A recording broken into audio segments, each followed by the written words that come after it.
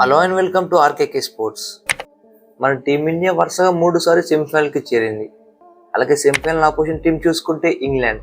So దానికి ముఖ్యమైన కారణం సంజు చెటా. ఎస్పెషల్లీ రన్ చేసి చూసుకుంటే టీ20 వరల్డ్ కప్లో టీమిండియాకు హైయెస్ట్ రన్ చేస్. ఈ మ్యాచ్ కంటే ముందు టీమిండియాకు టీ20 వరల్డ్ కప్లో హైయెస్ట్ రన్ చేసి చూసుకుంటే 176 versus south Africa. And also ఈ మ్యాచ్ చూసుకుంటే టీమిండియా 193ని కేవలం 19.2 ఓవర్స్లో కంప్లీట్ చేసింది. దాంతోపాటు టీమిండియాకు చేజింగ్లో the highest individual score Sanju Samson 97. అయితే రికార్డ్ చూసుకుంటే విరాట్ కోహ్లీ పేరు మీద ఉండేది 82 వర్సెస్ పాకిస్తాన్. బట్ ఈ మ్యాచ్ అయిపోయిన తర్వాత చూసుకుంటే సంజు శాంసన్ విరాట్ కోహ్లీ దాటేశాడు. So hats off Sanju Samson.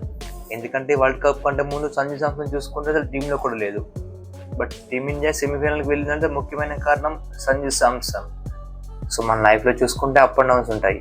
But ఆ డౌన్స్ నుంచి నువ్వు ఎలా కంబ్యాక్ అవుతావు అనేది సంజు శాంసన్ నుంచి నేర్చుకోవచ్చు. So Sanju Samson hats off 97 runs. If in case T20 world cup గెలిస్తే టీమిండియా దానికి ముఖ్యమైన కన్నా సంజు శాంసన్ అని చెప్పుకోవాలి. సో ప్రెషర్ మ్యాచ్లో సంజు శాంసన్ పర్ఫామ్ చేశాడంటే మామూలు విషయం కాదు. అయితే టాస్ విషయం కోసం టీమిండియా టాస్ గెలిచి ముందుగా బౌలింగ్ ఎంచుకుంది. ఎస్పెషల్లీ టీమిండియా చూసుకుంటే ప్లేయింగ్ లెవెన్లో ఎలాంటి చేంజెస్ చేయలేదు. అలాగే వెస్టిండీస్ టీం చూసుకుంటే వాళ్ళ పవర్ ప్లే బౌలర్ రాకిల్ హుసేన్ తీసుకొచ్చారు. And also West Indies opener king చూసుకుంటే ఈ మ్యాచ్ ఆడలేదు. అయితే వెస్టిండీస్ ఓపెనింగ్ పార్ట్నర్స్ చూసుకుంటే షేయోప్ అలాగే చేస్ కంటిన్యూ చేశారు. ముఖ్యంగా వెస్టిండీస్ ఓపెనింగ్ చూసుకుంటే మాత్రం మంచి స్టార్ట్ ఇచ్చారు. బట్ టీమిండియా మ్యాచ్ చూసుకుంటే మళ్ళీ ఫీల్డింగ్ అంత పర్ఫెక్ట్ చేయలేకపోయింది. ముఖ్యంగా అభిషేక్ శర్మ చూసుకుంటే 2 క్యాచ్లు డ్రాప్ చేశాడు.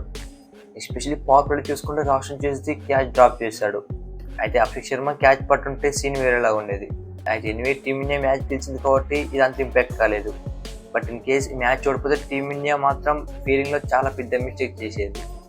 బట్ హర్షదీప్ చూసుకుంటే ఈ మ్యాచ్లో వికెట్ తీయలేకపోయాడు.